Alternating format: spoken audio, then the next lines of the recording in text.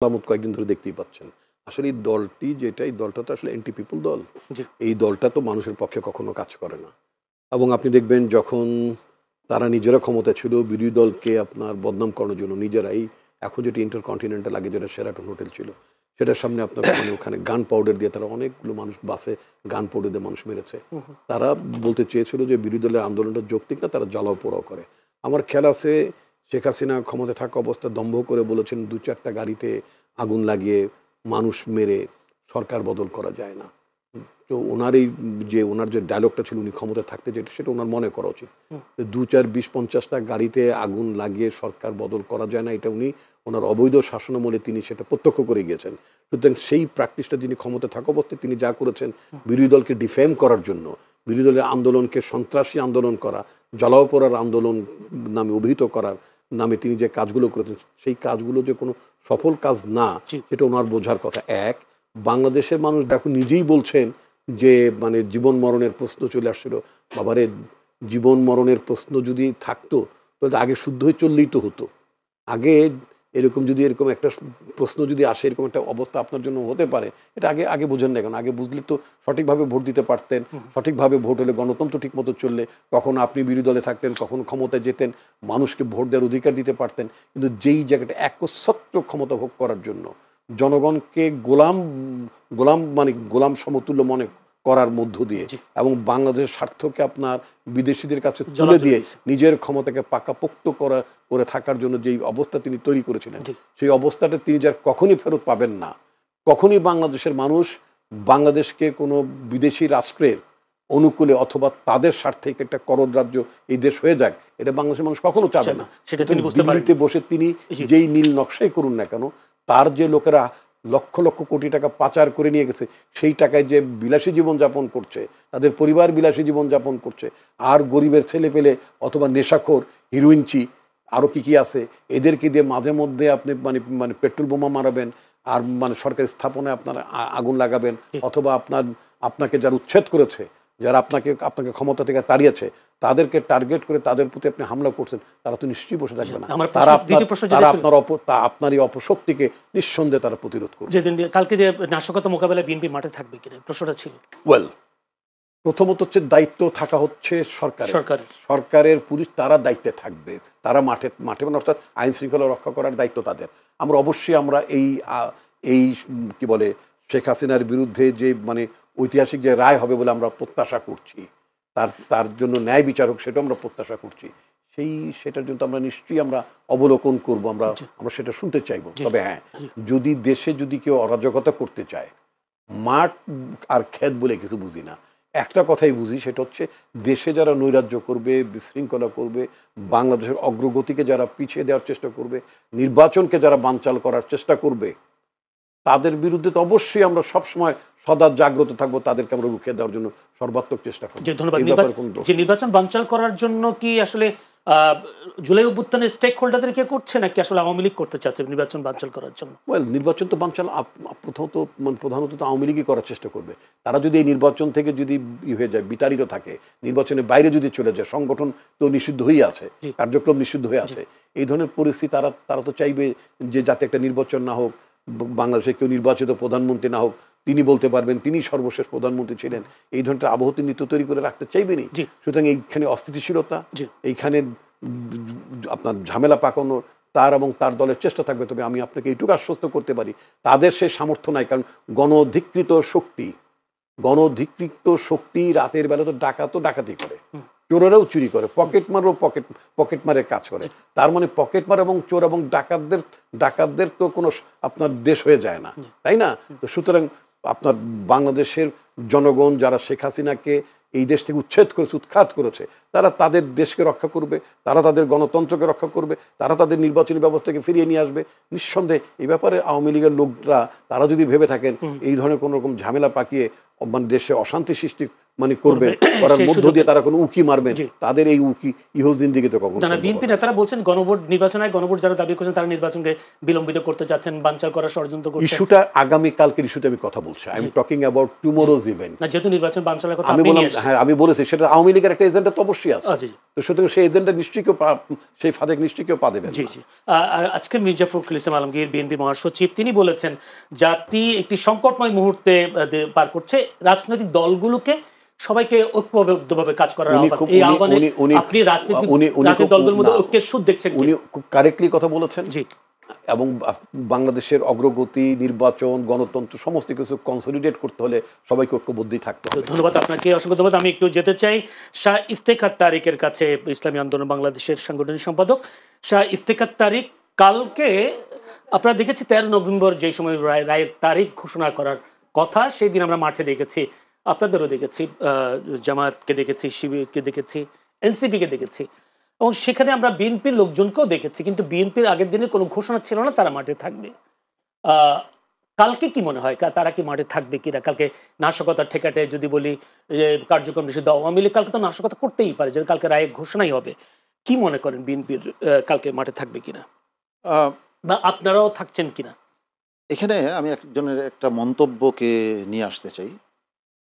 অন্তর্বর্তীকালীন সরকারের একজন বিশেষ উপদেষ্টা জনাব মাহফুজ গতকালকের একটি প্রোগ্রামে বলেছেন যে অন্তর্বর্তীকালীন সরকারকে সবাই দোষ দেয়, তারা সফল হতে পারছে না, তারা ব্যর্থ, তারা অযোগ্য, কিন্তু প্রথম বছরটা রাজনৈতিক দলগুলো কিভাবে সহযোগিতা করেছে। আচ্ছা, একটা জিনিস চিন্তা করুন, তারা আছে সরকারে, তারা আছে ক্ষমতায়, তাদের হাতে প্রশাসন সবকিছু, তারা যদি কোথাও ফেল করেন, তারা যদি আশঙ্কা প্রকাশ করেন তারা দেশের মানে শান্তি শৃঙ্খলা রক্ষা করতে তারা পারছেন না, তখন তো তারা রাজনৈতিক দলগুলোকে আহ্বান জানাবেন যে আসুন, আমরা এই জায়গায় সংকট বোধ করছি, আপনারা জুলাই অভ্যুত্থানের সহযোগী হিসাবে আপনারা আমাদেরকে রাজনৈতিক দলগুলোকে ডেকেছিলেন তো কয়েকবার বৈঠক করে, কিন্তু এইভাবে আনুষ্ঠানিকভাবে যে আমরা এই ইস্যুতে আমরা পারছি না, এটা আপনারা হ্যান্ডেল করুন। যে ইস্যুতে পারছি না সেই ইস্যুতে তো রাজনৈতিক দলগুলোর উপর সিদ্ধান্ত দেওয়া হয়েছিল, তারা এক সপ্তাহ সিদ্ধান্ত দিতেই পারেনি। সেটা হচ্ছে যে মতাদর্শ, মানে আমার একটা চিন্তা আছে, আরেকজনের আরেকটা চিন্তা আছে, এটা নিয়ে আলাদা ডিবেট থাকতে পারে, দুই রাজনৈতিক দলের দু ধরনের মত থাকতে পারে, কিন্তু দেশে কোনো অরাজক পরিস্থিতি কেউ সৃষ্টি করুক এটার ব্যাপারে তো আমরা কেউ সবাই একমত যে কেউ যেন না করতে পারে। যদি সরকার সেখানে ব্যর্থ হয়, সরকার আমাদেরকে আহ্বান জানাবে, আমাদেরকে বলবে যে রাজনৈতিক দলগুলো আগামীকাল সচেতন থাকুন। এটা কিন্তু আহ্বান জানানো হয়নি, তার মানে সরকার সক্ষম বলে আমরা মনে করছি। কিন্তু দুর্ভাগ্যজনকভাবে যেটা দেখছি যে আমরা জানি যে একটি পক্ষ অরাজকতা সৃষ্টি করতে পারে, কিন্তু সেই অনুযায়ী অস্ত্র উদ্ধারের ব্যাপারে কোনো অভিযান কি এখন পর্যন্ত পরিচালিত হয়েছে? দেশব্যাপী কোনো অভিযান, যে বিভিন্ন নাম আমরা শুনেছি, গাল ভরা বলি শুনেছি, কিন্তু বাস্তবতায় আমরা কিছুই দেখতে পাইনি। সরকার পারেনি। সরকার বলতে আমি একটা প্রশ্ন করি, সরকার বলতে শুধু ডক্টর ইউনূসকে বুঝাচ্ছেন না, টোটাল যিনি যে আইন শৃঙ্খলা বাহিনী থেকে শুরু করে সব মিলিয়ে সরকার, সব মিলিয়েই তো সরকার, কিন্তু এই যে সব মিলিয়ে সরকার, ডক্টর ইউনূসের সেই কথাগুলো তারা কতটা শুনেছে বা কতটা পালন করেছে? তারা যে শুনছে না, এটা ড্রাইভিং সিটে যে যিনি বসে আছেন তাকে আগে চিহ্নিত করতে হবে যে তারা শুনছে না, এবং তারা এটাকে আমাদেরকে জানাতে হবে যে আমি এই জায়গায় আমি সামনে অগ্রসর হতে পারছি না, আপনাদের সহযোগিতা প্রয়োজন। সেটা হয়নি। এখন আমরা বেশি উদ্বিগ্ন আরেকটা বিষয়, ডাকার পরেও তো আমরা দেখিনি আসলে সমাধান তো দেখিনি। আমি একটু বিরতির পরে আপনার কাছে আসবো। দর্শক, ছোট্ট একটা বিরতিতে যাচ্ছি, আমাদের সঙ্গেই থাকবেন।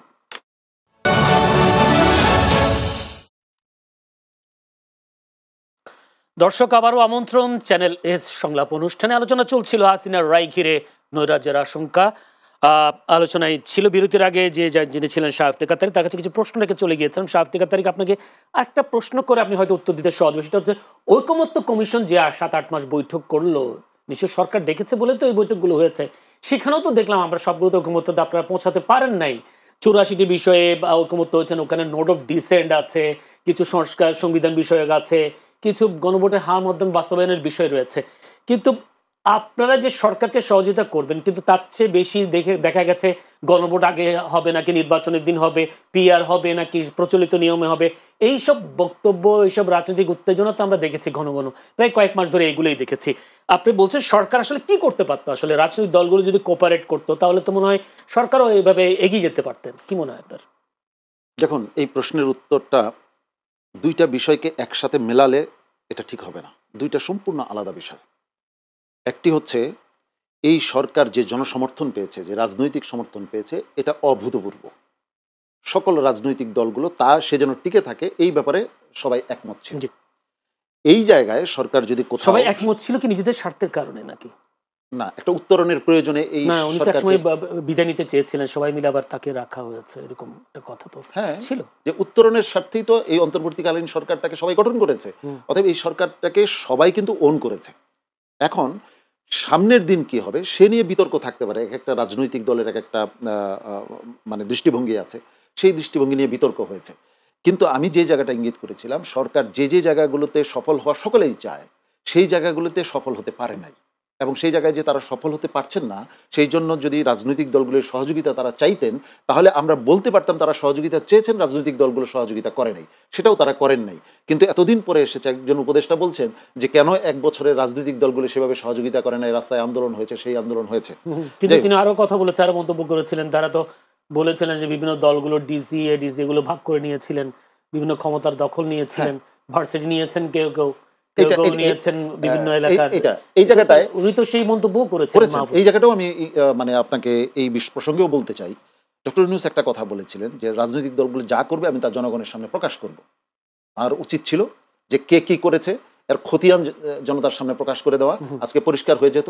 দেখুন, একটা প্রবণতা তো আছে, শেখ হাসিনা তো একদিনে তিনি এই অবস্থায় যাননি, বিভিন্ন সরকার এসেছে, প্রথমে কেউ 1 ধাপ অগ্রসর হয়েছে, পরের বার 2 ধাপ অগ্রসর হয়েছে, এভাবে অগ্রসর হতে হতে চূড়ান্ত ধাপে এসেছে হলো বিগত সরকার।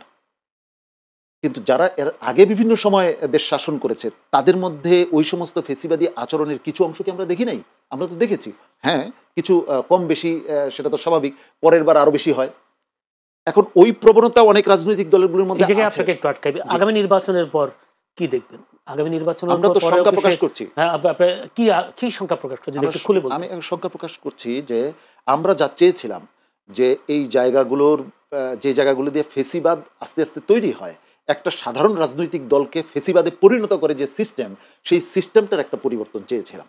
সেই সিস্টেমের আংশিক পরিবর্তন হয়েছে, এই জন্য আমরা সাধুবাদ জানাই সরকার যে সিদ্ধান্ত নিয়েছে। আমাদের যে দাবিগুলি ছিল তার মধ্যে কিছু অংশ ওনারা বাস্তবায়ন করেছেন, ওনারা সিদ্ধান্ত দিয়েছেন, কিন্তু তারপরও আইনি ভিত্তির সামান্য অংশ ওনারা বাস্তবায়ন করেছেন। সেটা যদি গণভোটে হাঁ ভোট যদি না জিতে, যদি গণভোটে যদি হাঁ ভোট না জিতে, তাহলে একটা প্রশ্ন আসে। তবে আমরা দৃঢ়ভাবে বিশ্বাস করি যে হাঁ অবশ্যই জিতবে। এদেশের মানুষ এই জুলাই আগস্টে সবাই নেমেছিলেন, অতএব তারা সংস্কার চান। এটা রাজনৈতিক দলগুলো, অনেক রাজনৈতিক দলগুলো আমরা যদি নাও বুঝি, জনগণ কিন্তু এই সংস্কারটা চায়। ফেসবুকে যারা না বলছে তারা কারা? তারা একটি দলের সমর্থক, তারা নির্দিষ্ট একটি দলের সমর্থক। আমাদের এখানে তো দলান্ধ লোক আছে, কিন্তু দলের ঊর্ধ্বে উঠে জাতির জন্য, দেশের জন্য, মানুষের কল্যাণের জন্য, আগামীর সুশাসনের জন্য যারা চিন্তা করে, তারা কিন্তু কোনো রাজনৈতিক দলের দাসত্ব করে না। সেটা আমার রাজনৈতিক দলের দাসত্বও করে না, অন্য কোনো রাজনৈতিক দলের দাসত্বও করে না। তারা চায় সিস্টেমটা পরিবর্তন হোক। একটা জিনিস লক্ষ্য করুন, স্বাধীনতার 10 বছর ব্যবধানের মধ্যে অনেক দেশ একেবারে উন্নততর রাষ্ট্রে পরিণত হয়েছে, আর আমরা স্বাধীনতার এত 54 বছর পার হয়ে যাওয়ার পর এখনো আমরা দরিদ্রতম দেশের পর্যায়ে আছি। এর পেছনে তো দেশের সাধারণ মানুষ দায়ী নয়, কৃষক দায়ী নয়, শ্রমিক দায়ী নয়, প্রবাসীরা দায়ী নয়, মানে যারা ব্যবসা বাণিজ্য করছে তারা দায়ী নয়। দায়ী কারা? তারা এতদিন তারা দেশ শাসন করেছে, তাদের সিস্টেমটাই তারা এমনভাবে তৈরি করেছে, জনগণের উপার্জিত অর্থ তারা ভোগ করে, জনগণের সম্পদ তারা বিদেশে পাচার করে, জনগণের প্রাপ্ত সুবিধা থেকে বঞ্চিত করে তারা নিজেদের সুবিধার পাহাড়কে উঁচু করে। অতএব ওই সিস্টেমটাকে আমরা বদল করতে চেয়েছিলাম, এবার আমরা সফল হইনি, এটা দুঃখ ভারাক্রান্ত হৃদয়ে বলতে হয়েছে। আমরা অল্প কিছু বিষয়ে হয়তো ইতিবাচক সিদ্ধান্তে পৌঁছতে পেরেছি, এই জন্য জনগণ এই যে ইতিবাচক যতটুকু পৌঁছতে পেরেছি এইটাও যেন বাতিল না হয়ে যায়, এই জন্য যেন তারা হ্যাঁ ভোটে ভোট দেন। আমার যে প্রশ্ন, আপনাদের দল বা জামাত সহ যে আন্দোলনটা করছেন, গণভোটে তো নির্বাচনের আগের কথা বলছেন আপনারা, কিন্তু সেই গণভোটে যখন বক্তব্য রাখেন আপনারা, তখন একটি দল সংস্কারের পক্ষে না, সেই দলটা কারা? না, এখানে তো গোপনের কিছু নাই। এখানে আমরা বলেছিলাম যে রাষ্ট্রীয় যে সংস্থাগুলি আছে, যে সংবিধিবদ্ধ প্রতিষ্ঠানগুলি আছে, এইটার নিয়োগটা যেন সরকারি দলের হাতে না থাকে, একক হাতে না থাকে, এটা যেন, তাহলে এই নিয়োগগুলি যদি একক মানে সরকারি দলের হাত দিয়ে না হয়, তাহলে এই প্রতিষ্ঠানগুলি রাষ্ট্রকে রক্ষা করবে। বিএনপি সেক্ষেত্রে তারা এটা মানতে রাজি না, নোট অফ ডিসেন্ট দিয়েছে। আমরা উচ্চকক্ষে পিআর চেয়েছি, নিম্নকক্ষেও পিআর চেয়েছি। উচ্চকক্ষে পিআর তারা চান, তবে সেটা ওই মহিলা সিটের মতো এরকম চান, মানে প্রত্যেকটা সংস্কারের জায়গায় বিএনপির আপত্তি ছিল। গণভোটে যদি না বিজয় হয় তাহলে তো আপনারা এইসব পাবেনই না। এটা শুধু তো এইখানে না, গণভোটে বিজয়ী হলো কিন্তু সেই সরকার গিয়ে যদি আগামী মানে সংসদে এটা না করে, সেইটার ব্যবস্থাও তো এই অন্তর্বর্তীকালীন সরকার এই তার সিদ্ধান্তের মধ্যে রাখে নাই। কারণ 270 দিন যেটা রেখেছে এটা নাই, এটার মধ্যে নাই। অতএব আমরা খুব শঙ্কিত, দেশ আরো মহা ফেসিবাদের দিকে অগ্রসর হচ্ছে কিনা। আমরা একটা পদধ্বনি শুনতে পাচ্ছি ফেসিবাদের। আমরা এখানে বিএনপিকে দোষী করতে চাই না, যে দলই এই সিস্টেমে ক্ষমতায় যাবে সেটা যদি আমার দলও হয় সেও ফেসিবাদে রূপান্তরিত হবে। অতএব এই সিস্টেমগুলি পরিবর্তন করা প্রয়োজন। তাহলে আমি যদি বলি জুলাই অভ্যুত্থানে এতগুলো প্রাণ যে গেল তাদের দায়গুলোর কারণে আমি যারা অভ্যুত্থানের স্টেক হোল্ডার ছিল তারাই কি দায়ী দিয়েছে এই